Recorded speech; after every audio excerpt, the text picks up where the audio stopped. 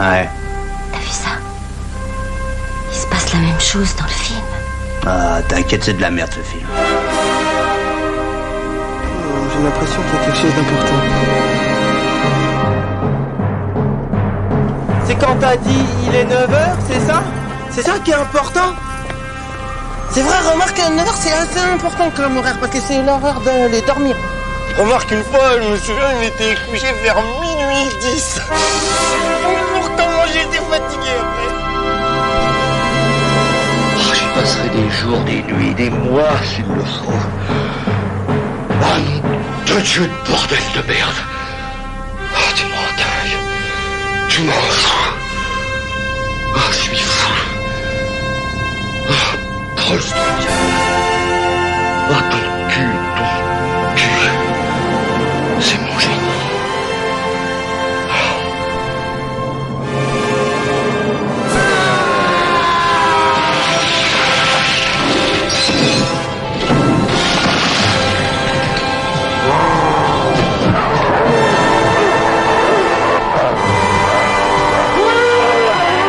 Oh, God.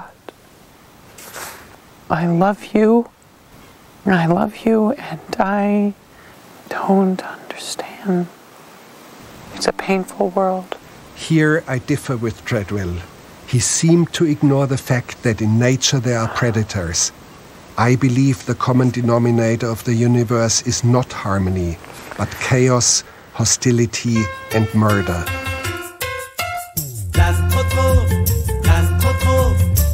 Trop rigolo. Trop rigolo. L'âne trop, c'est l'ami qu'il nous faut. Trop rigolo. Bonjour et bienvenue, vous écoutez Le Cinéma est mort, l'émission la plus détendue de Canal B, puisqu'il s'agit, comme le dirait Antonin, d'une émission catalogue. Antonin qui est ici avec nous. Bonjour Docteur Moreau. Salut les kids. Tout va bien, j'espère.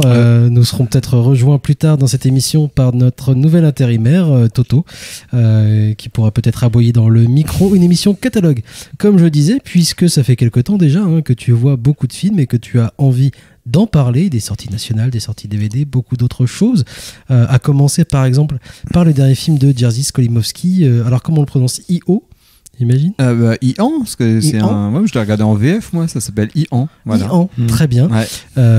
D'où ce petit extrait qui faisait plaisir, que nous venons d'entendre. Et puis, nous aurons aussi, je l'espère, l'occasion de parler du dernier film de Werner Herzog, qui, si je dis pas ce bêtise, s'appelle Au cœur du volcan, parce que vu qu'il avait fait un autre film sur les volcans, j'ai tendance à confondre les. Ouais, c'est les au fin noms. fond de la fournaise, le truc qu'il avait fait pour Netflix, me semble-t-il. Peut-être bien. Et puis là, du coup, c'est l'hommage au Craft, voilà. Qui est donc disponible Requiem pour les Craft sur Arte. On pourra l'évoquer. Si le temps nous le permet, on reviendra aussi sur la sortie en Blu-ray dans un cuc du retour de Al-Ashby chez Carlotta, avec un livre d'un type qu'on a déjà reçu dans l'émission pour agrémenter le tout, et puis si le temps nous le permet encore, et là j'y crois qu'à moitié quand même, un petit retour sur le cinéma d'horreur américain de 2022. Autant dire que c'est mal barré quand même pour qu'on puisse aborder ce sujet qu'on gardera peut-être pour l'émission de fin d'année. Commençons donc tout de suite par ce dernier film de Jerzy Skolimowski qu'on a déjà évoqué, je pense, plusieurs fois dans cette émission, notamment peut-être par rapport au Cri qui était ressorti en Blu-ray il y a quelques années. Alors ouais, toi tu j'aimais bien. Ouais, c'est ça. Avec Alan Bates et John Hurt, film anglais un peu fantastique. Jerzy Skolimowski, c'est aussi Travail au noir qui est peut-être un peu plus connu avec Jeremy Irons, film anglais pour le coup, et Le bateau phare avec Robert Duval.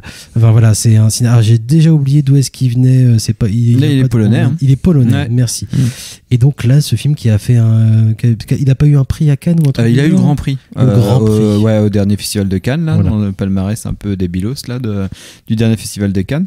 Et donc après, moi je voulais. Effectivement, j'ai vu beaucoup de trucs et puis on les gardera pour l'émission de fin d'année pour faire un peu des paquets, des lots, quoi, on va dire, quoi. fois, mais celui-là, bah, effectivement, c'est un film qui sort du lot. C'est aussi un peu l'intérêt. C'est un film qui sortait du lot même à Cannes, hein, de l'avis de tous ceux qui étaient un petit peu présents au truc en disant, bah voilà, au moins une sorte de proposition plastique un peu radicale, qui font toujours plaisir à voir en salle, voilà, ou sur lesquels moi j'essaye un peu de me précipiter, mais en général c'est forcément les films les moins visibles, on va dire, ou les moins bien exposés, qui fait que des fois c'est un peu chaud de les voir. Mais celui-là, j'ai réussi à la voir. Donc moi après, je vais pas être très on va dire très précis ou très peut-être très pertinent sur le film, parce que je connais assez mal Jerzy Skolimowski. Je sais que j'avais beaucoup aimé l'un de ses derniers films et qui ça commençait à remonter, c'était Essential Killing avec Vincent Gallo, qui était une sorte de survival qui était sorti au tout début, on faisait l'émission quasiment, et en tout cas qui nous avait beaucoup plu. Mais j'ai jamais poussé en fait le délire sur le type au point d'aller revoir tous ces premiers films de toutes les nationalités qu'ils ont pu être, parce qu'il y en a des Américains, des Polonais, des Français, enfin voilà, il y a tout. Et pour ceux qui voudraient le resituer, c'est aussi un des méchants dans Avenger, voilà, parce qu'il a aussi une petite carrière d'acteur américain. Comme Herzog, c'est très pareil, drôle, comme Werner Herzog. Mais c'est pour ça que ça m'amusait un petit peu de mettre les deux en vis-à-vis par rapport à toi, à ton engouement sur le Herzog, parce que ça bon, parce que l'Allemagne et la Pologne, c'est finalement la même chose, hein. Il y a des tas de gens qui sont d'accord avec nous d'ailleurs, ou qui l'ont été, et en fait, bon, on va se faire des amis, et c'est vrai que moi, I.O., voilà, il y a un rapport un peu comme chez Herzog, de recherche. Bon, vous connaissez un peu le pitch, si vous écoutez l'émission, vous savez à peu près ce qui se passe dans le cinéma. C'est quand même l'histoire d'un point de vue, on va dire, où le personnage, c'est un âne. C'est une sorte de remake de Au hasard Balthazar. Et alors, j'ai doublement pas travaillé parce que je n'ai jamais vu ce film, hein, Au hasard Balthazar de Robert Bresson. Alors, c'est pas un remake, mais c'est une sorte de variation, en tout cas, qui reprend le même motif formel. Éric Nolot. Voilà, et qui reprend le même principe formel de prendre un personnage d'Anne comme non pas principe narratif, mais en tout cas comme personnage principal du film à travers ses pérégrinations, et surtout qui va interroger dans son dispositif cinématographique, de quitter un peu l'anthropocentrage qui est un petit peu la base de l'écriture dramaturgique pour n'importe quel récit, quoi. On raconte un film à travers des personnages qui nous ressemblent, on va dire, ou qui ont des préoccupations, on va dire, humaines.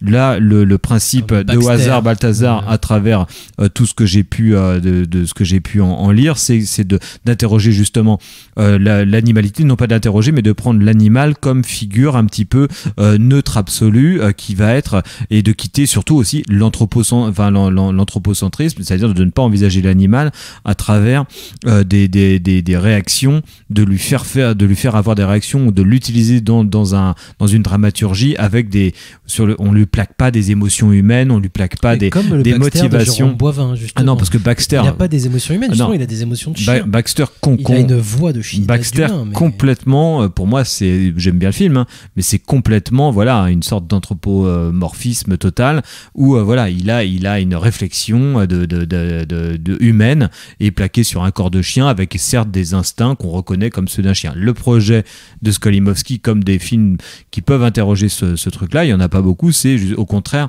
d'interroger, de faire avec les sortes de pure présence au monde de l'animal. Alors ça va être valable aussi bien sur le tournage, et Skolimowski disait oui, c'est le meilleur acteur du monde parce qu'il joue pas, il est juste là, donc il est parfait, il n'y a pas de fausseté, on n'est pas un acteur et son personnage, on a juste un être qui sera identique, qu'il soit devant la caméra ou qu'il soit ailleurs. Donc voilà, il y a ce truc là, et puis en termes de spectateurs, forcément ça peut nous donner une sorte d'expérience de la pure altérité, voilà, d'un être vivant qui est complètement dissemblable à nous, et sur lequel voilà, on va être tenté peut-être de plaquer des réactions humaines, le fameux anthropomorphisme, mais que le cinéaste va essayer de rejeter pour créer une sorte d'altérité absolue, pour voilà, qu'on soit plongé dans un truc, nous faire un petit peu ressentir, on va dire, l'expérience animale, justement en nous montrant bien que c'est complètement différent que l'expérience humaine. Bon, après Skolimowski, moi je connais pas très bien, mais je vois bien que c'est plus un poète dans sa façon de faire du cinéma, C'est comme ça qu'il s'est on va toujours dire présenté à ma connaissance en tout cas. Ouais, je pense. Ouais. Je me rappelle avoir vu un documentaire sur lui il y a 25 ans, il y a 20 ans, ouais 25 ans peut-être maintenant. Voilà, c'était comme ça qu'il était présenté, comme un poète qui faisait du cinéma en fait. Oui, c'est ça. Je pense que si on distingue que voilà, il y a les alors, je pense que je le pique à quelqu'un ce truc-là, parce que j'ai dû voir ça en faisant des articles, mais c'était peut-être à lui-même. Il disait qu'il avait fait des films en prose. Bon, moi par exemple, j'ai essayé de regarder Le Bateau Phare hier, un film avec Robert Duval et Klaus Maria Brandauer. Bon, clairement, on est dans les rails du cinéma un peu américain, de thriller. Je trouvais ça un peu chiant, je suis pas allé jusqu'au bout. Voilà, mais on est là pour le coup dans quelque chose très en prose, on va dire. Et là, I.O., on serait dans quelque chose qui serait plus skolimowskien, parce qu'on est plus proche de la poésie. C'est-à-dire que tout ce qui va être dans les rails de la dramaturgie, tout ça, bon, bah, il y a plus rien. C'est plutôt picaresque. Au contraire, voilà, il y a plein de bribes de récits et il affecte vraiment de les interrompre au moment, opportun pour finalement suivre l'âne. Et surtout, formellement, on est dans quelque chose, une expérience plastique qui va essayer, on va dire, de quitter le point de vue justement anthropocentré pour arriver dans un point de vue cosmogonique, on va dire. C'est-à-dire qu'on a vraiment, et ça va être pris en charge par la mise en scène, beaucoup de filtres rouges, des plans au drone qui ressemblent, qui font un petit peu comme si c'était la scène finale de 2001, l'Odyssée de l'espace. En gros, moi c'est comme ça que je le ressens.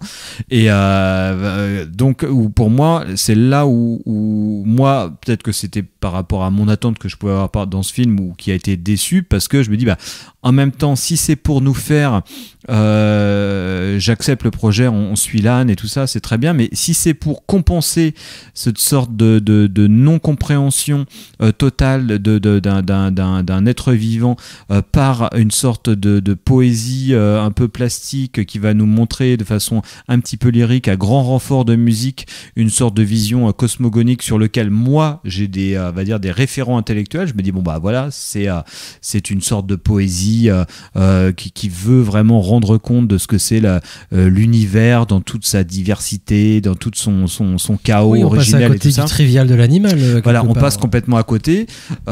Alors voilà, après je pense que le film il arrête pas de changer, on va dire, de point de vue. Il y a un point de vue plus global et très cosmogonique, et le point de vue de l'animal, et qui va indiquer une sorte de neutralité de point de vue sur tous les événements qui traversent, des événements avec des supporters et tout ça, qui peut créer des choses, quoi. On est devant des scènes humaines où les humains nous paraissent presque au bout d'un moment plus des étranges créatures que l'âne qu'on suit depuis le début du métrage. Donc ça, il y a des choses intéressantes, mais voilà, je sais pas, moi j'ai pas du tout été conquis par le film, ce qui m'a plutôt emmerdé dans la plupart des temps, mais je me dis quand même que ouais, il y a quand même quelque chose d'un peu fallacieux dans un projet qui est un petit peu affiché de vouloir suivre le projet, de vouloir suivre l'âne, un carton final qui indique clairement que voilà, le film se veut une ode à la nature et à l'égalité des espèces entre elles, voilà, et de la défense du monde animal et du monde naturel. Je me dis d'accord, tu veux faire un tract en fait. J'ai l'impression qu'il se perd en fait un peu dans tout ce que dans son projet formel, en voulant quand même en mettre majoritairement un peu plein la vue sur plein de choses, de se dire en même temps, si je fais un film qu'avec un âne, ça va faire chier un peu tout le monde, donc je vais faire 2000 ânes, l'Odyssée de l'espace, quoi, tu vois. Attends, là-dessus c'est parfait. I.An. de Skolimowski, toujours disponible à l'Arvor, je crois. Ah non, c'est au TNB, ouais. C'est au TNB. Ouais, à Rennes, ouais. Ah, donc c'est pour ça que tu craches sur le film. Parce exactement, toi, oui, en fait. bien sûr, corporate. En tout cas, une sortie nationale, tout comme donc le dernier film de Werner Herzog, sauf que c'est pas au cinéma, c'est à la télévision, sur Arte, il est disponible jusqu'à la fin du mois de novembre sur le site de Arte TV. Donc encore une fois, le titre français que j'ai en tête est un peu vague, mais vous pourrez le retrouver assez facilement. Pour moi, c'est Au cœur du volcan, Requiem pour les Kraft. C'est quelque chose d'approchant. Je suis désolé, Werner, j'ai assez peu préparé cette émission. Alors même que justement j'ai revu plein de films de Herzog, parce que je me suis rappelé que finalement on avait souvent évoqué son cinéma, et j'espère bien qu'un jour on fera une émission spéciale, mais justement on n'a jamais fait d'émission spéciale, et je me suis dit putain, mais pourtant il mérite, c'est sans doute l'un des cinéastes mondiaux les plus précieux des 40 dernières années, et même si ses fictions depuis Bad Lieutenant notamment peuvent me laisser souvent perplexe, c'est-à-dire qu'il y a des bas et puis des très hauts. Ces documentaires, par contre, me fascinent de plus en plus. C'est vrai que là, j'ai revu par exemple Encounters at the End of the World, qu'il a fait il y a une dizaine d'années, où il part en Antarctique, que je conseille à tout le monde, même s'il n'est pas parfait. Il y a des moments de grâce absolue ou d'émotion en tout cas dedans qui même si ça dure que quelques secondes valent vraiment le détour, et je retrouve ça dans ce dernier documentaire. Alors il a une fascination pour les volcans, il avait déjà fait, comme tu l'as dit, un documentaire pour Netflix, je crois, oui en effet, un mélange d'images, et puis lui-même aller sur les volcans pour il filmer. avait déjà fait aussi, il y avait La Soufrière qu'il avait fait, voilà, qui était un c'est moyen ça. métrage, si je me Donc rappelle bien. il a quelque chose avec les volcans, ce qui vraiment se redécouvre encore avec ce documentaire là. Et puis c'est vrai que les images des Kraft, donc ce couple de volcanologues très populaire dans les années 80 français, et qui sont morts à cause de ça d'ailleurs au début des années 90. Donc là, on a affaire à un montage de leurs images à eux. A priori, leurs archives ont été ouvertes. Parce qu'il y a un deuxième film qui est sorti en même temps. Il y a un deuxième film qui est sorti en même temps. Donc, mais Herzog présente tout de suite son documentaire, justement, non pas comme une biographie de ce couple, mais comme un hommage aux images qu'ils ont réussi à créer.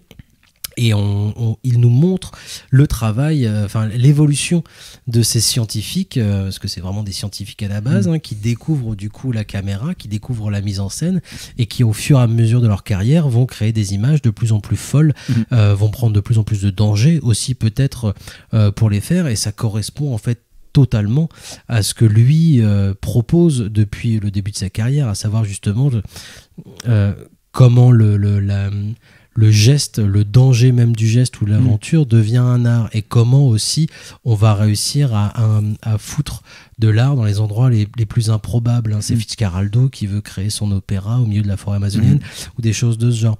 Et là, le portrait qu'il fait de ce couple est, je trouve déjà très émouvant en fait,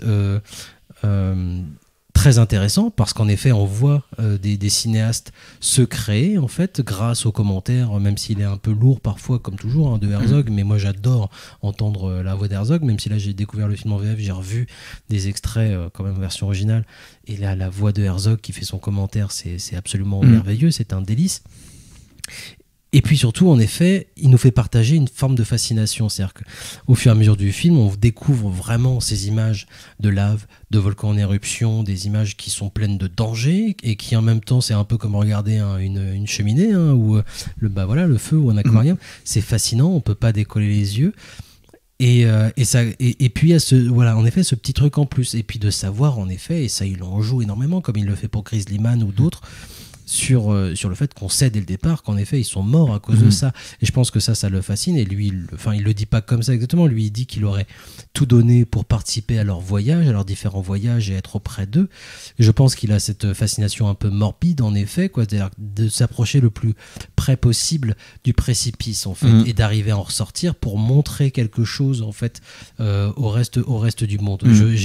J'ai plongé les yeux dans l'abysse, et j'en suis ressorti, et voilà ce que j'ai vu en fait.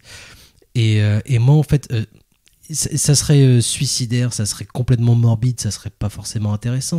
Il en ressort quelque chose de positif, j'ai l'impression, Herzog, constamment. C'est-à-dire que ce qui en ressort le plus, c'est justement cette espèce d'envie, de vie absolue, de vie ultime, d'aller le plus loin possible, en fait, ce qui ressort de tous ces films, j'ai l'impression. Ouais. Et du coup, on n'est pas limité en fait à quelque chose d'uniquement du danger pour du danger.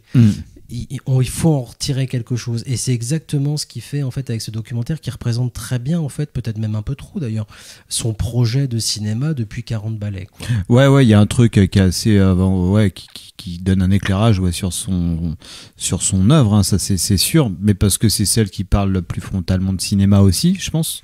C'est vrai, comme tu le disais, c'est vraiment les moments. Moi je suis un peu resté sur ma faim sur le documentaire, mais en même temps tu dis c'est génial en fait la façon dont il analyse les images, match, se dire oui, bon alors là on est quasiment, c'est les lumières. Enfin, je veux dire, c'est les premières prises de vue lumière. Bon, là, en fait, là, il commence à jouer, mais il joue mal. Donc là, on est dans les années 30. Et puis après, à la limite, quand ils commencent à avoir tout leur, justement, leur talent de metteur en scène, les crafts, et ben, les images qu'on voit, c'est Kubrick, quoi. C'est 2001 l'Odyssée de l'espace. Tu dis, et c'est drôle parce que ça, donc c'est le trajet. Plus ils deviennent des grands cinéastes, ça c'est drôle, moins ils deviennent des excellents scientifiques en fait. C'est-à-dire que moins, et bon il le dit aussi Herzog, mais ça c'est très rigolo parce que cette tension-là, ce paradoxe-là de ces gens qui sont scientifiques et qui sont complètement tellement fascinés par leur sujet que au final voilà ils abandonnent un petit peu la raison première pour laquelle ils sont allés vers ce sujet-là. C'est une sorte de mais en même temps s'il n'était pas vraiment scientifique il n'irait pas.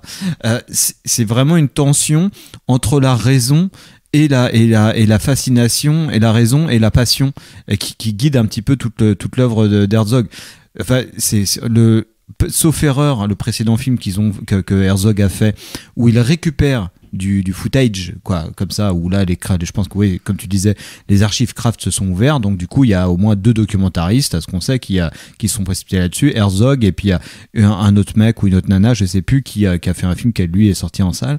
Et le précédent film que Herzog avait fait comme ça, c'était Grizzly Man, où il était allé récupérer les rushs de ce type, Timothy Treadwell, qui était parti vivre en Alaska avec les grizzlies. Exactement où ce que c'était, mais en fait, un type qui voulait convaincu qu'il pouvait vivre avec les ours. Bien sûr, ouais. Et là, on avait tout le double point de vue d'Herzog qu'on avait pu entendre un petit peu en post-générique au début de l'émission, où Treadwell est persuadé que ce paysage et la faune qui y vit, il ne fait qu'un avec le cosmos et il vit en harmonie avec ça. Et Herzog, on voit bien qu'il est fasciné par ça, mais il le dit dans l'extrait, il dit par contre, je pense que c'est complètement faux. Je pense que en fait, on ne vit pas en harmonie avec ça. Enfin, l'harmonie, elle est si mourir là-dedans, oui, c'est une forme d'harmonie, bon, soit quoi. Mais les crafts, c'est un peu ça. On s'est dit, mais ils se disent, enfin, les types vont mourir de ce truc-là. Et Herzog, en même temps, c'est quelqu'un qui n'a fait que de filmer un peu la faillite aussi des gens qui avaient une sorte de soif d'absolu total, de communion complètement avec le cosmos. Mais la faillite n'est pas totale dans ces films, la faillite n'est jamais totale. Elle n'est pas totale parce que justement... Le simple fait de tenter quelque chose, pour lui, c'est déjà en complètement fait une réussite. C'est Fitzcarraldo, c'est tout ça. Bien sûr. Pour l'avoir revu, ouais. Le film dure 2h20. Fitzcarraldo met 2 heures avant de grimper au sommet de la montagne, et c'est déjà en fait en soi. Bien sûr. Mais... Et puis après, il reste juste un quart d'heure parce que le bateau descend très vite. Et puis dès qu'il arrive en bas, il est détaché. Et puis pof, il revient à son point de départ. Mais c'est là où c'est passionnant, c'est que le paradoxe de Herzog, c'est ça. C'est qu'en ce que fait, je disais dans la beauté du geste, c'est le geste, c'est la volonté même. Bien sûr, et par ce geste-là, en le documentant par ses documentaires, voilà, ou même dans ses fictions. Ces films, en fait, touchent du doigt quelque chose qui est très rare au cinéma, c'est justement cette dimension très primitive, archaïque, cosmogonique que peuvent avoir des cinéastes très voilà de style Malick. Et ce que j'essayais de dire un petit peu aussi sur Skolimowski, sur ce que Skolimowski essaye de faire en prenant le point de vue animal sur l'univers, c'est-à-dire de considérer chaque le microcosme dans le macrocosme, enfin voilà, d'avoir une vision vraiment cosmogonique de l'univers qui remet tout en perspective en mettant l'être humain par exemple au même niveau que la montagne et tout ça, et en fait il nous fait toucher cinématographiquement ça du doigt, Herzog. Oui. Quand Aguirre à la fin, précieux pour moi, il est précieux pour ça, complètement. Aguirre, la fin d'Aguirre, pour ça elle est complètement, enfin il y a une force incroyable, pas psychédélique, mais on se dit mais le mec il est complètement taré, mais en même temps dans sa folie on se dit oui, lui il est persuadé d'être complètement le roi du monde et très plongé dans les éléments, et en même temps on partage aussi la folie du type et on entrave du doigt ce que ça peut être, de la même manière que Brando à la fin d'Apocalypse Now, quelqu'un qui est complètement pris dans l'univers et qui est persuadé d'en être partie prenante et en même temps le roi, quoi. Et ce qui me plaît, je le répète, chez Herzog, c'est sa capacité, et notamment dans ce dernier documentaire, à faire partager aux spectateurs cette sensation-là, en fait. Ce qui n'est pas...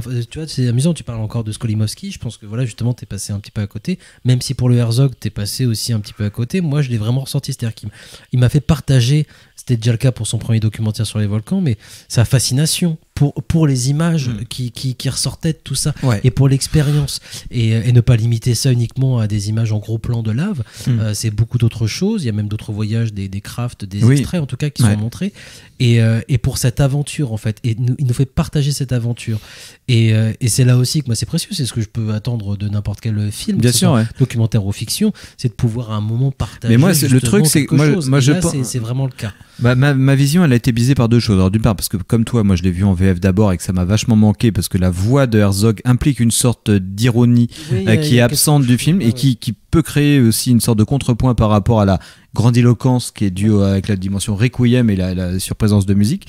Et l'autre chose aussi, c'est que moi, les images des crafts, quand j'étais gamin, elles m'ont hyper marqué. Alors je sais pas pourquoi, mais moi je les ai vues. Elles font partie aujourd'hui de l'image que tout le monde peut avoir du volcan. Et moi, je me rappelle qu'à l'école, je sais pas quel prof nous montrait des documentaires sur les crafts et des images qui revenaient. Et moi, je pense souvent à ces images-là parce que les traces de ces images-là sont partout. Elles sont autant dans Terminator 2 que dans 2001 c'est l'espace. Enfin, pas dans 2001 parce que c'est avant, mais dans ce côté voilà, c'est des vraiment images qui sont en termes les gens, l'image qu'ils ont des volcans, elle vient sûrement des images qu'on bien sûr, ouais. Et c'est parce qu'il y a exactement aussi ce même paradoxe, c'est que ils veulent s'approcher à fond d'un sujet pour le documenter de façon extrême, de façon scientifique, c'est-à-dire il faut voir à peu près, enfin vraiment le phénomène physique réel qui se passe en l'approchant. Mais qu'est-ce qui se passe dans ces images-là? C'est qu'au contraire, on n'y voit que de la poésie et que un truc plastique absolument aberrant et psychédélique, à défaut de trouver un autre mot,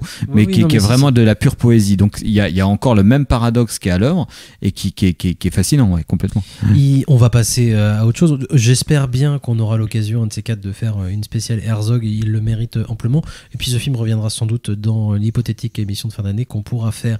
On va faire une courte pause musicale avec un morceau absolument extraordinaire issu de Coming Home, le retour de Al-Ashby, et je remercie Al-Ashby de m'avoir fait découvrir ce morceau il y a de ça quelques années quand même, mais je connaissais Tim Buckley, mais pas ce morceau là de Tim Buckley.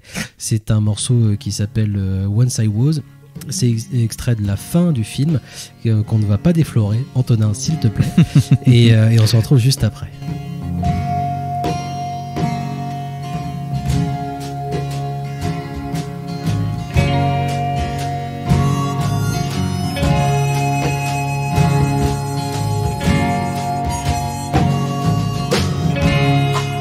Once I was a soldier, and I fought on foreign sands for you.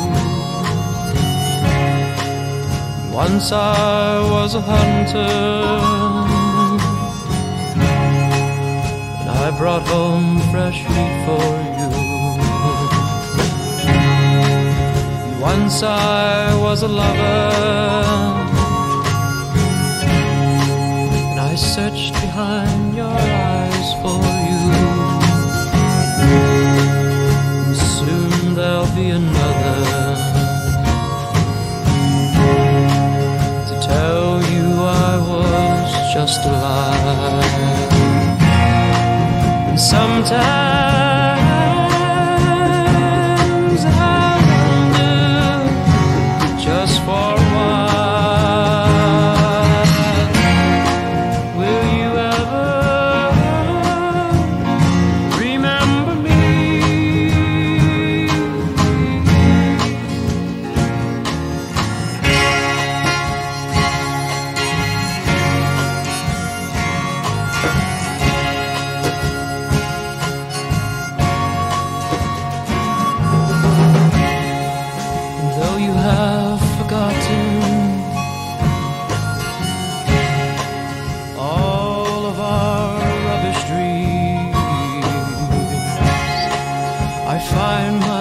searching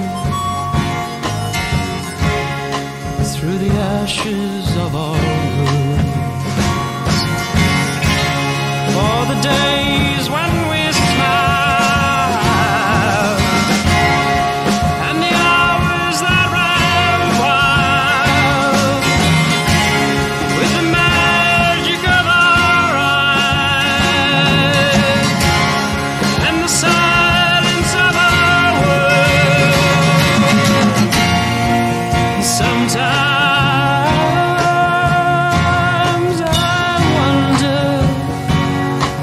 for a while.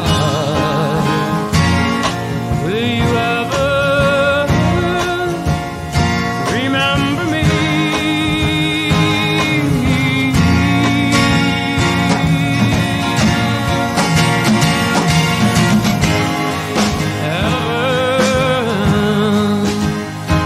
Remember me.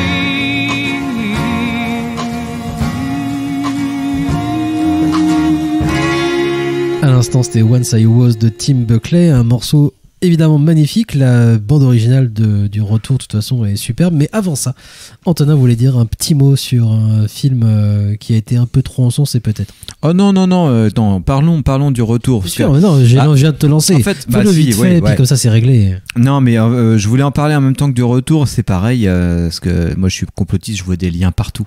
Et je me disais, mais ouais, comme le retour, voilà un mélodrame magnifique, quoi. Enfin, voilà un film hyper émouvant qui traite qui a une vraie justesse de sujet, qui cerne son propos et tout. Et en fait, le film dont tu voulais parler, c'était Close de Lucas Dont, qui marche plutôt bien en salle en ce moment. Donc, on pourra pas dire que je daube sur les films du TNB, parce que ce film passe dans mon cinéma à la revoir. Et alors, je l'ai découvert sur le tard, là, avant-hier, et j'ai trouvé ça complètement affligeant Comme tu y vas. Ouais, vraiment, ça m'a mis en colère. Parce qu'en fait, ça m'a mis en colère à la hauteur des réactions de spectateurs surtout des spectateurs, parce que je crois qu'au niveau de la presse, c'est assez c'est assez clivé, on va dire, quoi.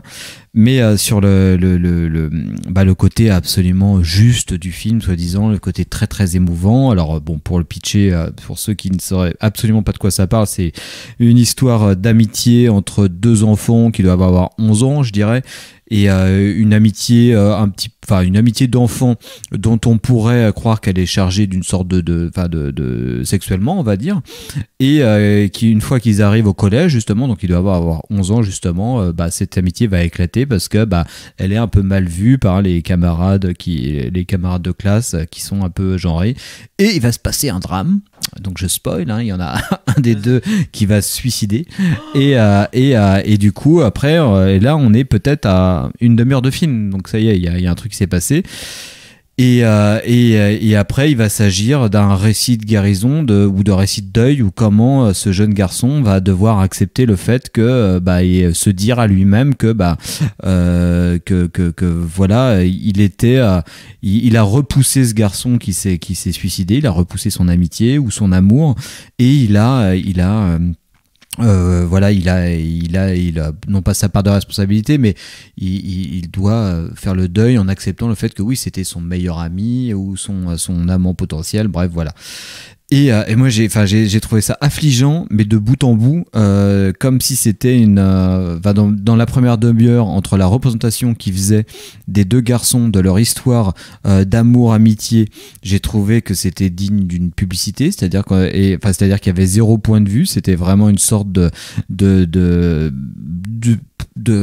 vision d'une sorte d'osmose totale, sans arrêt, où on les voit pendant une demi-heure, toujours copains, toujours bien, l'un qui regarde sans arrêt l'autre avec des yeux enamourés et compagnie. Donc tu te dis, là il pourrait y avoir un truc intéressant. Alors, hyper tendax, mais justement jouer on parle sur d'enfants aussi. Oui, c'est des enfants, donc c'est super tendax, mais de se dire soit on y va, là c'est impossible, ils sont attirés l'un vers l'autre et compagnie, tendax, moi j'ai trouvé, même sur le regard du réalisateur là-dessus. Je me suis dit, en même temps là tu les filmes de façon tellement dans la lumière et tout ça, dans leur prime jeunesse et machin, tu dis ouais, c'est chaud, il y a un gros manque de distance là-dedans, où tu filmes, t'arrives pas à mettre ton point de vue, à distinguer ton propre point de vue de cinéaste de celui de ton acteur, quoi. Et j'ai trouvé que c'est cette sorte, ça m'interroge en fait, parce que moi j'ai absolument pas été ému, mais je m'interroge toujours sur le fait que il y a beaucoup de gens qui ont pleuré, parce qu'effectivement le sujet est dur, la mort d'un enfant c'est atroce, évidemment c'est super dur à regarder, mais comment le film va traiter de cette chose-là, c'est-à-dire comment les films vont confondre un petit peu comment certains spectateurs, des fois j'ai l'impression, confondent ce qui se passe à l'écran, genre la mort de l'enfant c'est dur, avec comment le film le met en scène, ou comment et j'ai l'impression que le film capitalise vachement sur le fait que voilà, il a un sujet dur et c'est la mort d'un enfant, et que du coup il y a un gros mélange qui se fait sur l'accueil du film, genre ils disent il aborde un sujet très compliqué parce qu'il aborde l'importance du film, en fait, le sujet en bien lui-même sûr, et suffit à l'importance du film. Tu peux pas te permettre, c'est un peu comme La Rafle, c'est un peu ça, tu peux pas te permettre de critiquer le exactement film, c'est en plus deux double peine, quoi. C'est-à-dire qu'à la fois le sujet tend d'axe de l'amitié amour entre deux gamins de 11 ans, donc déjà voilà, qui es-tu pour juger, et le sujet de suicide d'un enfant. Donc, alors là, même tu dis, qu'en termes voilà. de metteur donc, en scène de cinéma, il n'y a pas grand chose qui se passe, quoi. Au bout d'un moment, au bout d'une heure, là tu te dis t'es juste dans une sorte de suspense, non pas de suspense mais d'attente, de genre que enfin que la vérité éclot, que lui il arrive à témoigner de sa peine parce qu'il se blinde, et tu dis bah il se blinde, donc toi t'es spectateur, tu dis mais dis-le que t'es triste, dis-le que t'es triste. En plus de ça, il y a ce truc un petit peu très plaqué que de discours de genre qui fait que voilà, ce pourquoi il a repoussé son copain, c'est que parce que voilà, tout le monde était dans une sorte d'idéologie viriliste, donc il préfère faire du hockey que de passer du temps à jouer avec son camarade dans les prairies, donc il préfère se mettre dans le discours dominant masculiniste, de faire un truc un peu gros bras, jouer au football ou au hockey sur glace. Donc là c'est un peu plaqué en termes de sociologie de comptoir, même si bon, tout ça c'est vrai. Voilà, bon, moi j'ai trouvé que c'était affligeant de bout en bout. C'est parfait pour enchaîner avec le retour de LHB. Alors on n'aura pas le temps évidemment de parler de cinéma d'horreur américain aujourd'hui. On va plutôt se pencher sur le cas de ce cinéaste du Nouvel Hollywood qui est régulièrement quand même oublié, des listings des cinéastes justement de cet âge d'or américain des années 70 à LHB, malgré le fait qu'il ait eu plusieurs succès lui-même dans cette décennie. Harold et Maude en premier lieu, Shampoo qui était sorti il y a quelques années aussi d'ailleurs, toujours chez Carlotta, si je dis pas de bêtises. Ouais. Bienvenue Mr. Chance avec Peter Sellers. La dernière corvée. La dernière corvée qui est merveilleux avec Jack Nicholson, qui n'est pas sorti en Blu-ray encore, je crois, qui était disponible chez Studio. Non, c'était Whiteside qui avait sorti ça en DVD. Et c'est vraiment super, la dernière corvée. D'ailleurs, je conseille ça à tout le monde. Là, on est en 78, donc c'est l'un des premiers grands films qui aborde le retour des soldats du Vietnam, les vétérans. Et LHB va poser sa caméra dans un hôpital avec des vrais. Tu me diras si je dis des bêtises, puisque toi tu as lu le livre. Non. Mais des vrais vétérans estropiés. John Voight va jouer l'un de ces estropiés, tandis que Jane Fonda, qui justement avait la même année gueulé aux Oscars contre Michael Cimino parce que c'était un sale raciste, joue la femme de Bruce Dern qui lui va partir justement au Vietnam, et très fier de ça d'ailleurs, et pendant qu'il est parti, elle s'ennuie un petit peu, donc elle va aller faire l'infirmière dans l'hôpital justement où est John Voight, qui n'a plus trop qui peut plus se servir de ses jambes notamment, et puis histoire d'amour entre les deux, avec un John Voight qui justement va s'attendrir. C'est amusant que tu parles justement de cette vision dans Close de la masculinité et des choses de ce genre, parce que justement ça traite aussi un peu de ça, pas que, justement le film est assez riche à ce niveau-là. Non, mais voilà, je vais pas tout déflorer de toute façon, mais c'est vrai que ce qui m'intéresse et ce qui me plaît dans le retour de LHB, au-delà de sa bande originale, moi c'est ce qui m'avait marqué la première fois quand j'ai vu le film il y a 20 ans, c'était sa bande originale qui était tellement généreuse, qui me permettait tellement en fait d'intégrer en fait une époque, quelque chose, vraiment la musique qui est très très présente, peut-être trop parfois, mais c'est ce qui fait aussi pour moi de façon très particulière le charme du film, c'est-à-dire que c'est vraiment ça, en effet. Voilà, en tout cas je me rappelais surtout du film pour ça, j'étais ravi de revoir le film pour me rendre compte que elle aide justement en effet encore plus à appréhender les personnages et ce qu'ils ressentent, et que eux-mêmes vraiment sont au cœur, leurs sentiments sont au cœur de toute façon du récit, et voilà, c'est ça qui va faire avancer le récit, et ça fait du bien en fait tout bêtement à voir aujourd'hui, parce que c'est bien traité, parce que les personnages sont des gens intelligents qui sont bouleversés par des choses qu'ils ont vécues, tout ça, un truc très classique, mais aujourd'hui en fait à voir, ça me fait beaucoup de bien, quoi.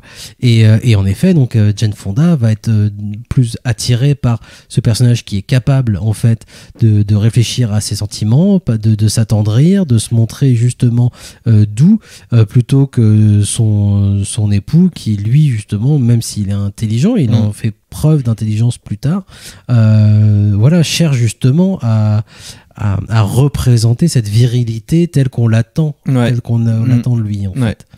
Oui, c'est après de toute façon, oui, t'as dit ce qui fait vraiment la qualité du film, qui est une qualité très renoirienne, dans le sens où c'est génial parce que tout le monde a ses raisons en fait, et c'est marrant. Alors c'est Jean-Baptiste Thorey qui a écrit le bouquin qui accompagne l'édition, et puis lui il revient pas mal là-dessus en faisant la généalogie, l'archéologie de la création de ce film-là, qui est à la base un projet de Jane Fonda, qui était une militante assez acharnée, qui faisait des spectacles de théâtre devant les camps de GI et de Marines et tout ça contre la guerre du Vietnam, mais bien avant, parce que là on arrive à la fin du conflit, quand c'est fini, 78, c'est fini déjà. Et c'est pas le premier film justement qui revient sur les vétérans, il y en a eu d'autres, mais par contre celui-ci le fait bien en carrément fait. Et c'est marrant, c'est amusant de se dire que les deux étaient sont sortis, Voyage au bout de l'enfer et celui-là sont sortis la même année, quoi. Et c'est quand même deux films qui sont pas non plus des brûlots de militantisme, quoi. C'est-à-dire que tu l'as dit, le personnage de Bruce Dern, bon, effectivement, raconter le film comme ça, on voit très bien ce que ça aurait pu donner, quoi. John Wayne et Jane Fonda, et puis l'autre John Voight, quoi. Enfin, en gros, c'est ça, quoi. Il y a le mec des années 70, le bon, le méchant, le hippie, la nana, et puis qui doit hésiter entre John Wayne et, on va dire, John Voight, quoi. Vraiment le hippie contre, voilà. Et en fait, c'est beaucoup plus complexe que ça, parce que voilà, Bruce Dern est un personnage plutôt attachant, pas plus parce qu'il est intelligent comme tu dis, que parce que voilà, on comprend ses raisons, on comprend son malaise, on comprend son truc. Lui-même ne se le formule pas. Il fait preuve de. Je dis ça parce qu'il fait preuve notamment dans une séquence que je trouve magistrale dans la fin du improvisée, film, que je vais pas déflorer, mais il fait preuve de raison en fait, et il déjoue les attentes que le spectateur peut avoir justement par rapport à sur deux personnages. Justement, ça aurait été John Wayne, c'était réglé très vite en fait. Et non, il fait preuve de raison, et là tu dis putain, c'est particulièrement touchant parce que justement sa raison fait apparaître des émotions, des sentiments qui étaient enfouis. Bien sûr, et c'est régulièrement ça tout au long du film. Et ça rentre la colère, les colères des personnages. On a pu entendre la colère de John Voight au début du film, puisque son personnage est découvert comme ça, par un homme en colère, un homme sale et en colère en plus, quoi, et abandonné, tout ça machin, qui est pas forcément attachant. Le personnage en plus, moi je suis pas particulièrement attaché à l'acteur non plus, John Voight, qui est visiblement un connard. Il était à cette époque-là, c'était. Mais il a fait des super films. En tant qu'acteur, par contre, il est impeccable. D'ailleurs, il a eu moult prix pour ce rôle-là, et a raison. Il est formidable dans ce film. Ce que je veux dire, c'est que voilà, les personnages sont pas montrés sous leur bon jour.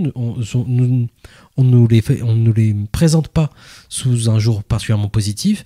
Il faut le temps en fait pour découvrir quelqu'un. C'est un truc que LHB fait plutôt bien dans tous ses films, pour en ressortir encore une fois, comme je parlais de vitalité avec Herzog un petit peu, et c'est vrai que je retrouve ça pas mal avec LHB.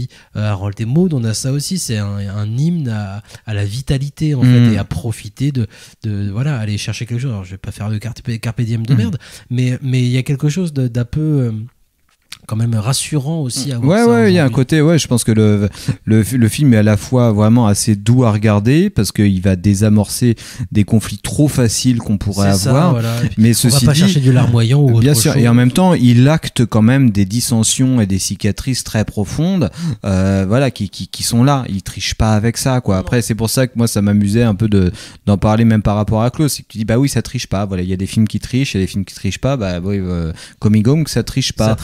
justement, ça va prendre le truc à bras le corps, ça va prendre le temps. C'est ça. Et la facilité mélodramatique, ça aurait été de faire de Bruce Dern un gros con. Et en tant que spectateur, on serait dit, bah ouais, franchement, putain, les mecs, ils sont vraiment trop cons. Et en fait, bah non, là, et du coup, ça rend à la fois le film confortable, mais ta position, on va dire, de citoyen plus inconfortable. C'est-à-dire que oui, c'est beaucoup moins, c'est beaucoup moins tranché qu'on voulait le dire, et qu'on voudrait le croire. Et ça rend le film assez c'est très beau, quoi. On a finalement un peu de temps, une dizaine de minutes à peine, mais pour aborder, excuse-moi avant que tu vas-y. Aborder ce cinéma d'horreur américain dont on parlait dans le sommaire de cette émission, et je suis content de faire ça très rapidement si ça te va aussi. Et je voudrais le faire moi à l'occasion de la sortie de plusieurs films, alors pas en France encore, c'est des films qui apparaissent, alors peut-être qu'il y en a un X justement de Ty West qui est sorti en salle, qui vient de sortir en salle, à rebours un petit peu des sorties américaines, et c'est vrai à rebours de quand je l'ai vu moi il y a 5 mois, quoi. C'est ça, exactement. C'est vrai qu'aujourd'hui on fonctionne aussi pas mal avec les sorties sur plateforme ou autre chose, et c'est vrai qu'entre temps ce sur quoi je voulais revenir, donc en effet il y a X de Ty West qui est suivi de Pearl, donc il va faire une trilogie, ou c'est juste un diptyque ou une trilogie. J'ai cru comprendre que c'était une trilogie. J'ai cru comprendre ça aussi. Donc sur l'histoire d'une jeune fille des années 50 qui cherche à s'émanciper, grosso modo, mais qui est folle. Et puis on est dans le cinéma d'horreur, donc il va tuer à peu près tous les gens qui l'entourent. Et puis dans X, du coup, c'est dans les années 70, le tournage d'un film porno, justement chez cette vieille femme qui s'avère être Pearl, et puis ça va partir en carnage. On attend de voir la suite. Il y a cet objet qui fait parler, enfin ce réalisateur, Ty West, qui fait parler un peu de lui en ce moment. On a aussi Barbarians. J'ai oublié le nom du réalisateur malheureusement. C'est un truc qui ressemble à S. Craig Zeller, mais qui n'est pas du tout ça. Non. Et c'est dommage parce qu'en plus j'avais déjà vu ce personnage avant, où là pour le coup on est plus dans un objet qui ressemblerait au sous-sol de la peur de Wes Craven, dans Boston, qui Détroit, ouais. Oui. Détroit, Boston, excuse-moi, pour moi c'est la même chose, c'est des usines de voitures, je suis sûr qu'il n'y en a pas à Boston, mais bref. À Rennes aussi, il y a des usines de voitures. Ouais, et nous, nos maisons étaient debout. Il est temps qu'on fasse quelque chose avec ça d'ailleurs ici. Cette année, on a eu aussi quand même si on n'en a pas parlé, à raison, parce que c'est un film qui nous a pas particulièrement intéressé, mais c'est le dernier film de Jordan Peele, qui s'appelait Nope. Qui m'a laissé vraiment, qui m'a pas du tout intéressé, donc c'est vrai qu'on n'a pas pris la peine de l'évoquer dans cette émission, mais j'oublie sans doute deux, trois autres films que j'ai pas pu voir non plus, alors même avec le cabinet de curiosité de Guillermo del Toro là, qui vient de sortir sur Netflix avec des films de Jennifer Kent ou autres, qui avait fait notamment Jennifer Kent, Nightingale. Ce sur quoi je voulais revenir, c'est que moi, alors peut-être que je passe trop de temps sur les réseaux sociaux ou à lire ce qu'écrivent les gens sur les réseaux sociaux en tout cas, j'ai vu en fait des conflits se créer, des écoles se créer. Là par exemple c'était soit Barbarians, soit Pearl, des choses comme ça. Il fallait absolument défendre son bout de gras, et en fait j'ai trouvé ça assez réjouissant, assez rassurant en fait, et c'est quelque chose que j'avais pas vu depuis pas mal de temps, et pour moi ça prouvait un petit peu une certaine vitalité de ce cinéma, que chacun cherche à défendre sa chapelle, son cinéaste ou son genre préféré, des choses de ce genre. Il y avait cette première chose, en tout cas ce premier problème qui moi m'intéressait et qui me réconforte énormément en fait. C'est-à-dire que là d'un coup, c'est comme si le cinéma devenait important, et ça se passait dans ce cinéma d'horreur. Et l'autre chose qui m'a réconforté, même si le film en lui-même me convainc qu'à moitié, c'est justement rapport à Pearl, donc ce film de Ty West qui devrait sortir en France prochainement. C'est sorti, non, Pearl, pardon, excuse-moi, pardon. C'est X qui est sorti, tout à fait, X se passe dans les 70, et le deuxième, Pearl de Ty West, donc qui revient sur la jeunesse de Pearl dans les années 50, est sorti aux États-Unis, et c'est vrai que j'ai pas pu m'empêcher d'aller regarder ça. Pour une bonne raison, c'est qu'il était vendu comme un film quelque part entre le maniérisme et le pastiche du mélodrame sorkien. Et en fait, pourquoi ça m'intéressait, c'est parce que je me rappelle de quelque chose que tu répétais inlassablement depuis 10 ans, à savoir que le cinéma d'horreur américain, notamment, tournait en rond sur lui-même. C'est-à-dire que la seule inspiration du cinéma d'horreur américain, c'était le cinéma d'horreur américain, grosso modo. Et je suis plutôt quand même très d'accord avec toi à ce sujet-là. Et là, d'un coup, en fait, qu'un cinéaste, même si c'est... peut-être parfois un peu vain ce qu'il essaye de faire, même si ça fonctionne pas toujours, que le film me laisse un peu sur le bas-côté, que d'un coup, plutôt que d'aller s'inspirer même visuellement et même en termes thématiques du cinéma d'horreur, comme le fait Barbarian, de thématiques sociales, machin et tout. Non, là, on va aller s'inspirer plutôt du mélodrame américain des années 50. Alors, ça tourne un peu vite parfois, c'est en effet pas loin du pastiche, ce qui sert pas à grand chose, on va dire, mais pas que, il arrive quand même à bien utiliser grosso modo ça. Mais là, d'un coup, je me dis, tiens, ça donne tous ces choses-là assemblées les unes avec les autres. Il y a quelque chose pareil qui me laisse espérer en fait quelque chose, pas énorme, qui me laisse espérer quelque chose du cinéma d'horreur américain qui est évidemment, on n'arrête pas de le répéter, qui est triste à souhait en fait depuis des années. Et là, il se passe quelque chose. Et je suis un peu convaincu que s'il doit se passer quelque chose, en effet, dans le cinéma américain aujourd'hui, ça se passera par le cinéma d'horreur. Et qui est ça qui arrive, ça me conforte encore dans cette idée, en fait.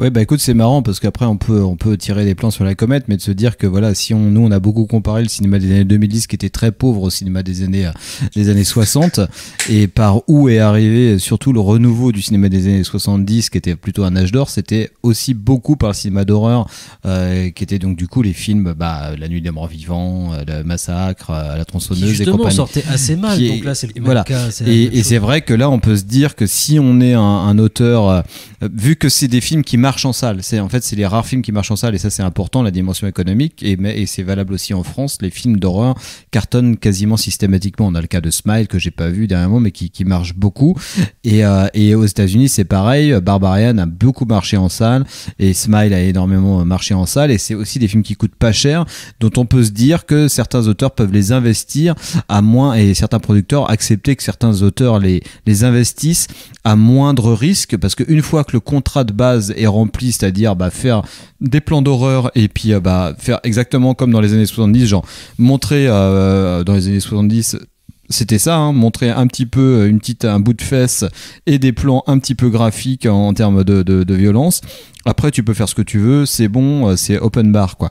Mais là, par contre, ce que je tenais à répéter aussi, à redire, parce que depuis 10 ans, il y a eu du cinéma d'horreur et ça continue à fonctionner. On était dans les productions Blumhouse, par exemple, qui monopolisaient un petit peu. Bien sûr, après, on a la production américaine. Avant ça, il y a eu quelques noms qui venaient. On a Rob Zombie, Ari Aster, voilà, qui est pour moi un peu à part parce que c'est l'elevated horror justement, donc ça rentre un peu moins dans ce genre justement qui peut s'infiltrer. Là on a affaire à des productions un petit peu à part, alors ça reste peut-être du 1/24 pour quelques-unes de ces productions, mais il me semble que justement c'est des noms des films qui sortent un peu pas de n'importe où, mais voilà, qui en tout cas apparaissent. Et puis voilà, le fait qu'il y ait ces conflits de critiques ou de cinéphiles pour ces films, il y a quelque chose de très rassurant dans que ça prend de l'importance en fait, ce qui n'était pas le cas du tout pour les films Blumhouse ou n'importe quoi, les les machins, où ça on s'en fout. Bien sûr, ça c'est quasiment le Marvel du film d'horreur. On parle de cinéma en fait. Il y a un moment où il y a des conflits à propos de cinéma en fait, et c'est ça qui me plaît en fait. Je suis d'accord. Donc to be continued, on verra bien ce que ça va donner. Et voilà, je tenais juste à dire que j'espère beaucoup de choses et que ça me rassure beaucoup. Il est temps de se quitter. Alors merci à vous de nous avoir écoutés. Vous pouvez retrouver bien évidemment cette émission sur le site de Canal B. Je rappelle que le film de Jerzy Skolimowski passait au TNB à Rennes, que le film de Werner Herzog est disponible jusqu'à la fin du mois de novembre sur le site de Arte TV. En VF, malheureusement. En VF, voilà, vous pouvez sinon aller à Los Angeles pour le trouver en version originale et ça vaut le coup quand même, comme tous les autres documentaires et films de Werner Herzog, on en reparlera. Et puis le CUC, le coffret ultra collector du retour de Al-Ashby est disponible chez Carlotta. Et bientôt c'est Noël. Et bientôt c'est Noël. Et les films d'horreur américains, il faut aller les voir aussi, je crois, à Los Angeles. On va se quitter avec quelque chose d'un peu particulier. Ouais. Je te laisse le présenter. Ah bah écoute, c'était un retour sur une chronique qu'on avait eue il y a je sais pas moi, il y a très longtemps. 10 ans. 10 ans, ouais, je pense, en tout cas, qu'on avait appelé La Solution pour la France et qui était un bon copain à nous, monsieur Poncemat, qui nous concoctait des petits montages. Il y en a d'autres qui ont fait des solutions pour la France. Toi. Oui. Voilà. Je me demande si notre compositeur du générique nous en a pas fait une aussi. Peut-être bien. En tout S'il cas, l'a pas fait, il devrait le faire. Voilà. On l'invite à le refaire. En tout cas, on se quitte sur celle que nous a concoctée monsieur Poncemat, Solution pour la France. On se quitte avec ça. Ça s'appelle Le Diplomate. Merci de nous avoir écoutés. Merci à vous. Ciao. Des bisous.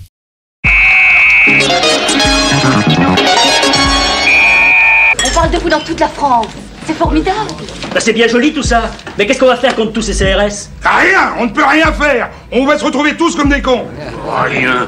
Mais comment ça, rien? Vous allez pas vous dégonfler, nom de Dieu? Toute la France nous regarde. Non!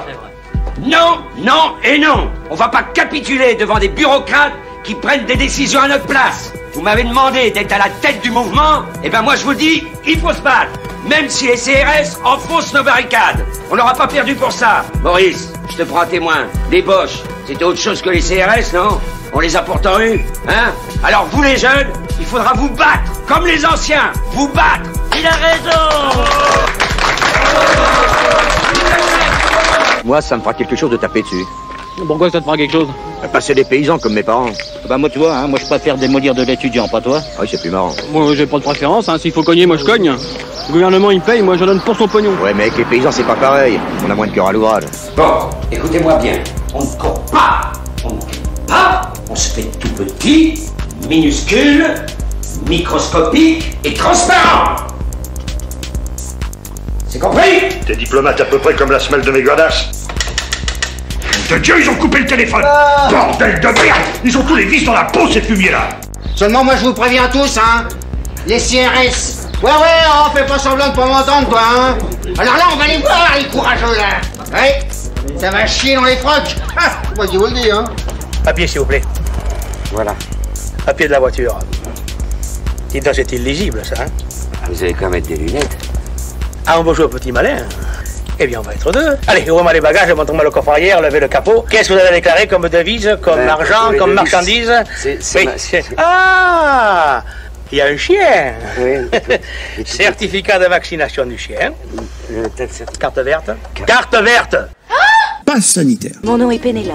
Enchanté, mademoiselle. Mon nom est Pénéla. Je suis l'hôtesse chargée de satisfaire vos moindres désirs. Ah, bah c'est gentil, ça. Voulez-vous m'accompagner, s'il vous plaît? Passe sanitaire. Mon nom est Pénéla. Je suis l'hôtesse chargée de satisfaire vos moindres désirs. Voulez-vous m'accompagner, s'il vous plaît? Oui, mais... Mon nom est Pénéla. Je vous l'avais dit l'année dernière. Vous êtes sous forte pression partout, mais aussi dans les avions, trains et cars pour les longs trajets. Là encore, je pense en particulier connaître la France partout. Certainement, Monsieur le Président. Vous l'avez compris, écologie et économie, écologie. La force de l'été et de l'automne est de changer d'échelle. C'est tout de suite qu'il faut que vous interveniez, Monsieur le Président. Sinon, il y aura des morts. Je l'ai constaté, nous sommes chez nous, en France. C'est un joyau qu'il nous faut préserver. Il faudrait faire vite, Monsieur le Président. En ce moment, vos CRS doivent attaquer nos barricades. Et vous savez comment ils sont, vos CRS. Pas commodes. J'ai conscience de ce que je vous demande. Et je sais que vous êtes prêts à cet engagement obligatoire dès aujourd'hui, au plus vite, sans attendre, dès maintenant, partout. Le travail qui est le nôtre, partout, les champions de demain, le travail. Ah oui, Monsieur le Président, vous étiez formidable. Dis-moi que je rêve, que je plane, ou alors c'est que j'ai de la fièvre. Mais non, mon gros lapin.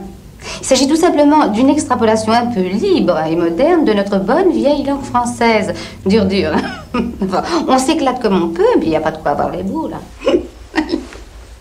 Venez, on gros là-bas. On sort un bibiche. Il rêve des vacances.